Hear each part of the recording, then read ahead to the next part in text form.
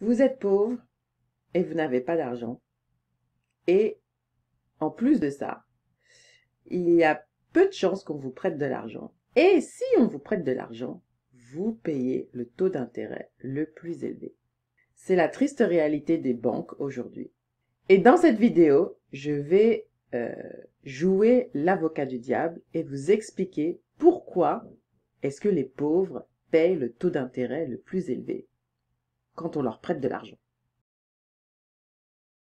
Si vous êtes nouveau sur cette chaîne, je m'appelle Vanessa et je suis votre analyste financière préférée. Donc ici, je décrypte la finance, je propose des analyses financières pour vous aider dans vos décisions d'investissement et également étoffer votre éducation financière. Maintenant, retournons à notre sujet. Pourquoi est-ce que les pauvres, de manière générale, quand on leur prête de l'argent, payent le taux d'intérêt le plus élevé? Donc aujourd'hui, je vais prendre un exemple simple pour illustrer ce propos et vous allez voir que vous allez vous retrouver à réagir comme une banque. Donc vous avez deux amis, on va les appeler Alain et Franck. Donc commençons par Alain. Alain est aisé, il est ingénieur dans le BTP, donc position confortable, et il gagne, on va dire, 4 000 € bruts par mois. Il vient vous voir et il vous demande, est-ce que vous pouvez lui prêter 5 000 € qu'il vous remboursera sur l'année, donc sur les 12 prochains mois. Et puis vous avez Franck, de l'autre côté, c'est aussi un de vos bons amis. Il est vendeur en magasin et il gagne 1 800 € bruts par mois. Et pareil, il vient vous voir et il vous demande, est-ce que vous pouvez lui prêter 5 000 € qu'il vous remboursera sur l'année, pareil, sur les 12 prochains mois. Entre vous et moi, à qui est-ce que vous prêtez de l'argent? À qui vous prêtez les 5 000 €, mais vraiment les yeux fermés? À Alain Aisé ou à Franck Le Fauché? Postez en commentaire, je veux voir vos réponses. Et soyez honnête avec vous-même. À qui vous prêtez les 5 000 €? Avant de répondre, on va réagir comme une banque et on va regarder 3 critères. Premier critère, à quoi servent les 5 000 €? Alain vous dit qu'il va utiliser les 5 000 € pour l'achat d'un appartement à but locatif. Donc, il va donc acheter l'appartement pour pouvoir le louer. Donc, première chose que vous vous dites, c'est intéressant, ok, donc ces 5 000 €, c'est pour un investissement qui va générer un rendement financier. Donc, si vous vous posez la question, qu'est-ce qu'un rendement financier? J'ai fait une vidéo explicative en moins de 5 minutes que vous pouvez regarder très rapidement. Donc, cet investissement pour Alain est un investissement productif, c'est-à-dire que il va générer en fait il va générer plus d'argent que ce qu'on y a mis au départ. Et puis de l'autre côté, vous avez Franck qui vient et qui vous dit, bon, les 5 000 €, je vais l'utiliser pour pouvoir m'acheter un nouveau frigo et refaire ma cuisine. Alors, évidemment, bien sûr, chapeau bas à lui de ne pas vouloir manger de la viande avariée, on le comprend tous. Le seul truc, c'est que cette cuisine et ce frigo ne va pas générer plus d'argent. Donc, ce sera un investissement, je vais pas l'appeler passif, mais un investissement non productif. Donc, il ne va pas générer un rendement financier. Critère numéro 2, regardons leur capacité de remboursement. Donc, prenons Alain. Alain gagne 4 000 € bruts par mois. Et une fois qu'on a pris en compte toutes ses dépenses, les impôts et tout le tralala, il lui reste à peu près 500 à 600 € par mois. Donc, si vous prenez les 5 000 € qu'il vous demande et que vous divisez par 12, parce qu'il vous a dit qu'il allait vous rembourser dans l'année, donc 5 000 divisé par 12, ça fait 416 € à peu près. Donc, Alain, ce qui lui reste à la fin du mois, c'est assez, ça couvre la capacité de pouvoir vous rembourser sur les 12 mois. Maintenant, prenons Franck. Franck gagne 1 800 € par mois brut. Et pareil, une fois qu'il a fini de payer son loyer, les impôts, la nourriture, enfin bref, tout le tralala, il lui reste 100 € par mois. Ce qui est déjà très bien. 100 € par mois pour pouvoir vous rembourser. Est-ce que c'est assez? Ben non, puisque on a calculé que les 5000 divisé par 12, et ça c'est sans les intérêts, ça se montait à 416 €. Donc, il n'a pas assez pour vous rembourser dans l'année, comme il vous l'a dit. Critère numéro 3, ont-ils eu des problèmes d'argent auparavant ou par le passé? Et on va dire que aussi bien Alain Aizé que Franck Fauché ont un historique clean, donc pas de problème. Ils utilisent leur découvert de temps en temps, mais rien d'alarmant.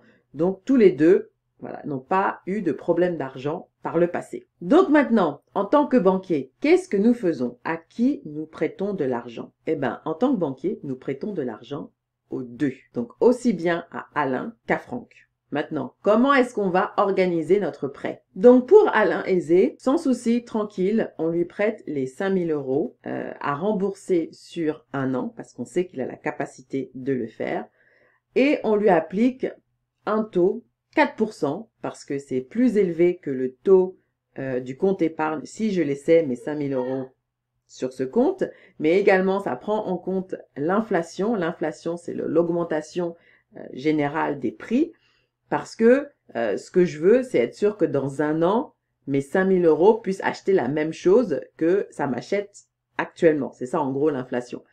Donc 4%, je sais que je vais récupérer mes billes. 4%, c'est plus que le compte épargne ou le taux que je vais récupérer sur mon compte épargne, et plus que l'inflation. C'est tout bénef, n'est-ce pas? Pour Franck, même s'il dit qu'il va vous rembourser en un an, il ne peut pas vous rembourser en un an, à moins de retourner vivre chez ses parents, ce que l'on ne lui souhaite pas du tout, ou ça va prendre plus de temps de récupérer les 5000 € qu'on lui a prêtés. Donc c'est un risque supplémentaire, parce que qui sait ce qui peut se passer entre-temps. Si on lui prête donc ces 5000 € sur 5 ans, que peut-il se passer? Il peut y avoir une autre pandémie. Il peut perdre son boulot. Enfin, plein de choses. Donc, ce sont des risques supplémentaires qu'on doit prendre en compte dans notre taux d'intérêt qu'on va lui appliquer. Donc, en faisant des calculs rapides, on va lui prêter l'argent sur 5 ans. Et on va lui appliquer un taux d'intérêt de 20%. Il peut se serrer un petit peu la ceinture. Donc, il y a moyen qu'on puisse récupérer, nous, en tant que banque, n'est-ce pas? Vous et moi, en tant que banque, notre argent d'ici 5 ans. Alors, 20%, oui, c'est énorme, mais nous devons prendre en compte le fait que il peut ne jamais nous rembourser parce qu'il y a un délai plus élevé ou plus long où plein de choses peuvent se passer. Et sa capacité de remboursement est faible. Et en plus de ça, nous allons prendre une garantie sur le frigo. C'est-à-dire qu'en cas de problème où il n'arrive pas à nous rembourser, eh ben, on va reprendre le frigo et le revendre. Et c'est toujours 100 ou 200 € qu'on pourra récupérer. Donc, sur les 5000 € prêtés, commençons par Alain. Donc, à la fin de la première année, avec Alain, on va récupérer donc nos 5000 € plus les 4% que nous avons appliqués, donc 40 €. Donc, en tout, on va récupérer 5040 €. Avec Franck, on va récupérer juste la première annuité plus les 20% d'intérêt que nous avons appliqués. Et donc, avec Franck, nous allons récupérer 2000 €, c'est-à-dire la première annuité, donc les 5000 € divisés par 5, puisqu'on lui prête ça sur 5 ans. On va récupérer la première annuité, donc 1000 €, plus les 20% qu'on applique à ces 5000 €, c'est-à-dire encore 1000 €. Donc, on va récupérer 2000 € à la fin de la première année. Donc, vous voyez déjà la différence entre Alain et Franck. Avec Alain, on récupère 5040 €. Avec Franck, on récupère 2000 €.